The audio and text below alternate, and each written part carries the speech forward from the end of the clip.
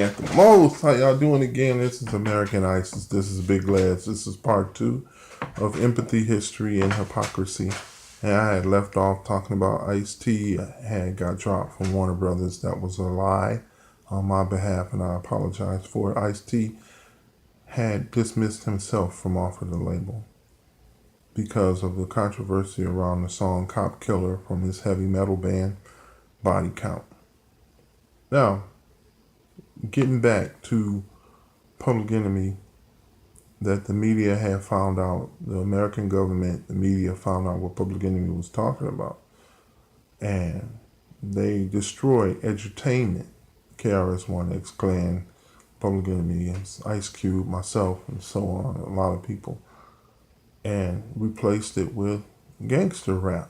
And the media are the ones that came up with that term, gangster rap.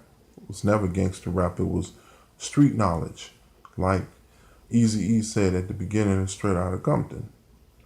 We talked about what was going on in the streets. You have to understand that, okay, I was born and raised in Saginaw, Michigan, which is the Tri-City of Detroit. Most of those places carried parents from Vietnam, and Vietnam parents, they were allowed to bring home a few gifts, M16s,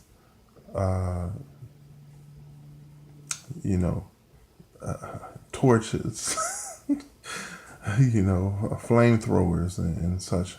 And they've been into a predicament where they were getting shot at 24/7 and they shoot and they kill people. So they didn't have any empathy. There was no empathy left. They were mostly scatterbrains. Most of my, I had 2 cousins and a brother. My brother died of cancer from Agent Orange in Vietnam, and my 2 cousins, one of them came back pretty disturbed, and he was a drunk, and he did weed and drinks, but he didn't do harsh drugs. But I grew up around him. I grew up taking him to work while he slept in the back seat of the car. Me and my nephew used to take him to work. He worked at the General Motors plant. And we used to go over our cousin's house, and at the age of 12 and 13 and 14 on up, we used to get high as hell and smoke weed around, pass it around the table and get drunk, and and carried guns, and we got into a lot of confrontations in schools and at the playground, and that was because we had this warlistic mentality.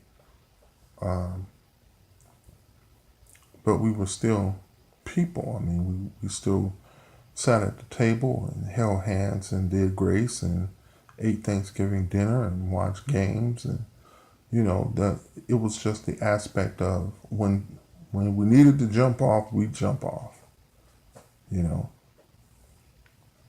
So here comes the FBI profiling, and they profiled my family in 2001 when the 2 buildings went down in New York and was blamed on Muslim terrorists.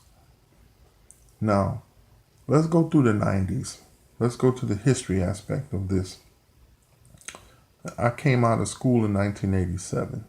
In 1989, postal workers went bananas and started shooting up post offices and federal buildings, and they were mostly white.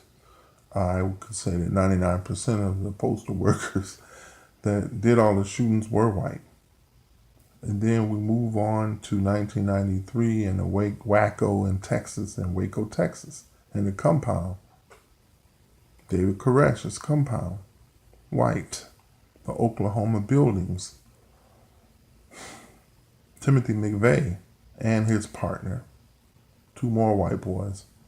In 96, the Olympic bombings, white boy. The Unabomber, white boy. 1999's Columbine High shootings, white boys. So all of a sudden, during all of this, they were blaming the violence on the street on blacks. See where I'm going with this?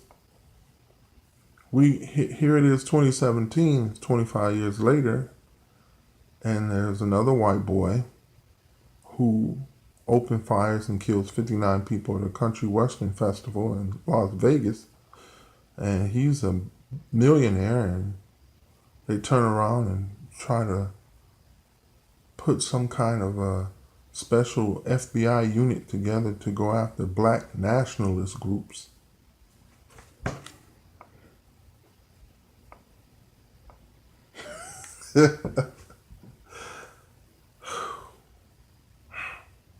I just don't get it.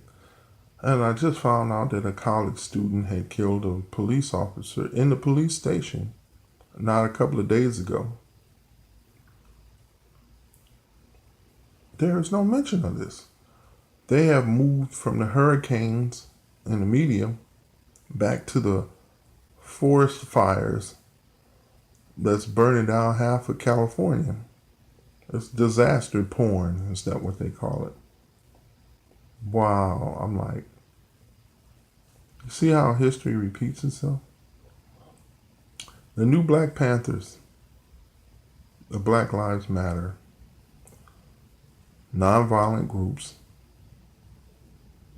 and actually they have 30% of the balls that the original Black Panther Party and Afrocentric groups had back in the 60s and 70s and 80s. And these people, mostly us in the 80s, you know, like I said, we were armed, we were ready to pop off if anything had popped off into survival. And that came from war, that came from America's war, Vietnam and Persian Gulf. But we were mostly information gatherers and spreaders.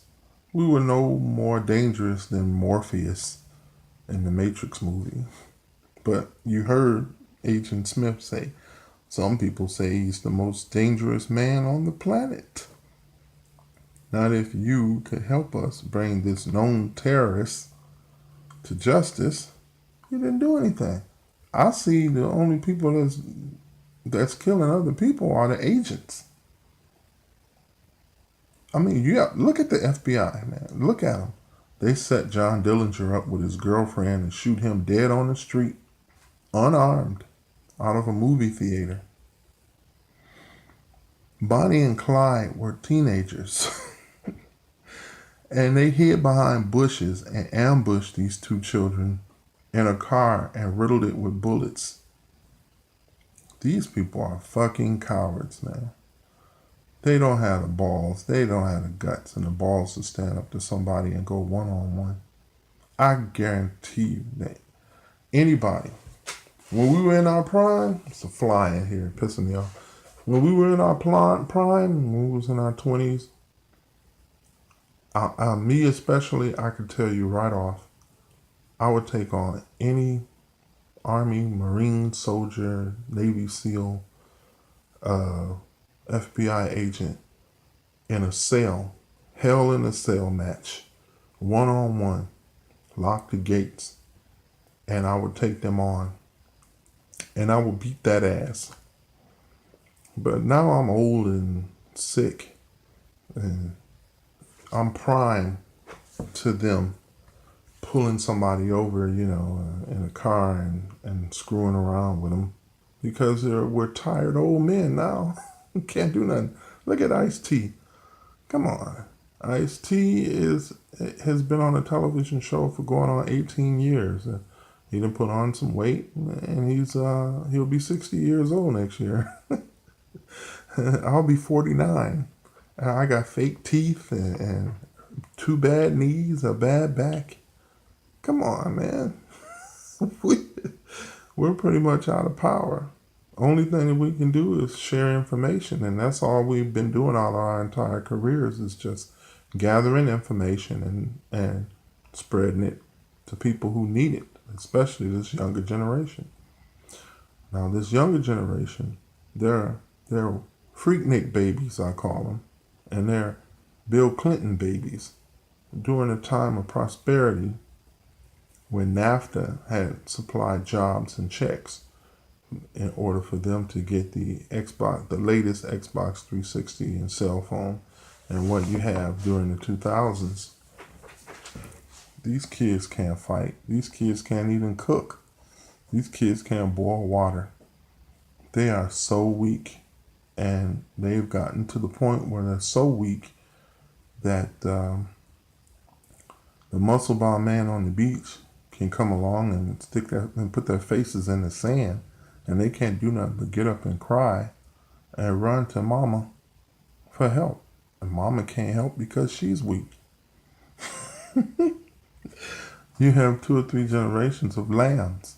And George Bush Sr. said this, kindler, gentler nation in 1990. He said that. So this is where we're at.